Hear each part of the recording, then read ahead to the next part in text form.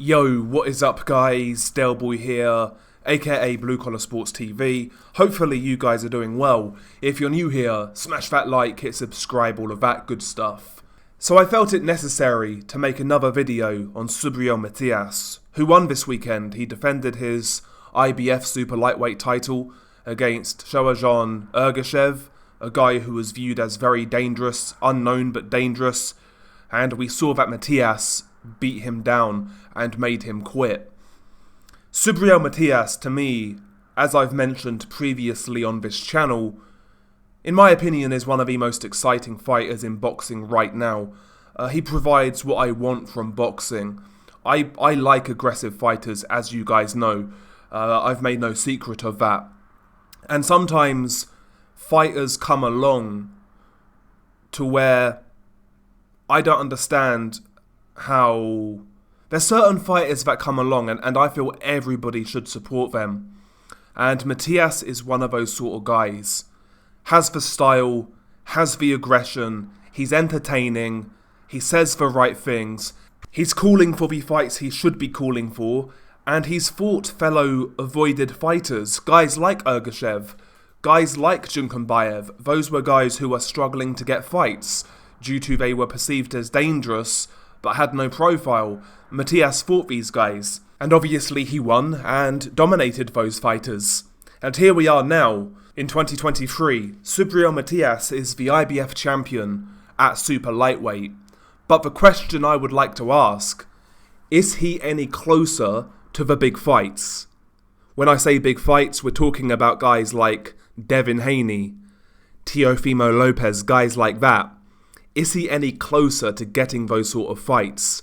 I'm not convinced he is. Subriel Matias is like the red-headed stepchild of the super lightweight division. I think he's a problem, and I believe guys like Devin Haney, guys like Teofimo, I struggle to see these guys chasing or taking that fight with Matias, and to me that's a crying shame, because Matias, like I said, has the style, he's entertaining, he's aggressive, he puts on a show. Matias, I believe, has parallels with Gennady Golovkin when Golovkin first came to America. You know, not in terms of style so much, or the technical side of things. I'm not making that comparison. The comparison I'm making is Golovkin came over, he was this unknown guy, but he was very aggressive and he was stopping everybody who he was fighting. And that's where Subriel Matias is right now. You know, everybody he's fighting, he's making them quit, he's stopping them, he's destroying them. But it seems to be slow going in getting his name out there, in building his profile. And ultimately, we know how boxing works. That means it's going to take a long time before he could get a fight with the likes of Devin Haney or Teofimo Lopez. And more than likely, by the time he gets those fights, he may be 34, 35. We saw that with Golovkin. It took Golovkin a long time to build his profile to where he could get a Canelo fight, even a Danny Jacobs fight. None of these guys wanted to know prior to that. None of these guys wanted to know, and by the time Golovkin got those fights, he was mid-30s. And let's be honest, he was more than likely past his best, even in the first Canelo fight. I fear we will see something similar with Subriel Matias. I do. Because right now, he's in the Who Needs Him club. Yes, he's got a title, but he's not a big name. He's not a big name. There's other guys in and around those divisions who do generate money. We're talking about guys like Devin Haney, Gervonta Davis, Teofimo Lopez, even Ryan Garcia. I can't see any one of these guys taking on Matias anytime soon in the foreseeable future, which is a shame. It really is a shame, because in my opinion, right now, I believe Matias is in his prime. Right now, I believe he has the ability, the physicality, to beat anybody at 140. Devin Haney, Teofimo Lopez, etc. I think he can beat these guys. I'm not saying it's guaranteed. I'm not saying I would be super confident, but I believe he's got the style. I believe he's got the durability, the output, the power, the aggression, and skills, by the way, to really trouble these guys, especially Devin Haney. I think he's... But again, I go back to the point, is this guy going to get the fights? Or is he going to get the Golovkin treatment where by the time he finally does get those fights, he's going to be way too old? Or he's going to be fighting, again, he's going to be fighting fellow unknown dangerous guys like Ergashev, like Junkunbayev, and eventually somebody upsets him, and that's the last we see of Matias. Because that's the sort of fights he's taken. Those are the sort of fights he's taken. He's fighting other guys who are unknown but dangerous.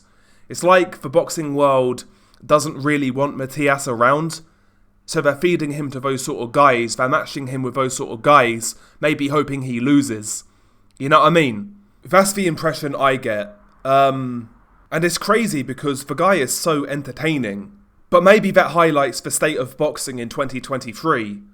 How, we see a guy like Matias not getting priority from promoters, whereas guys who stink the joint out time and time and time again are on pay-per-view, they're getting all the media coverage. Every time these guys tweet, people make a video about it. Oh, Shakur Stevenson said this. A lot of these guys bring nothing to the table in terms of entertainment, yet we keep on talking about them. And we have a guy in Matias, like I said, is the opposite. He's aggressive, he's exciting, he's calling for the fights. I think he wants the fights. Is he going to get them? I don't know.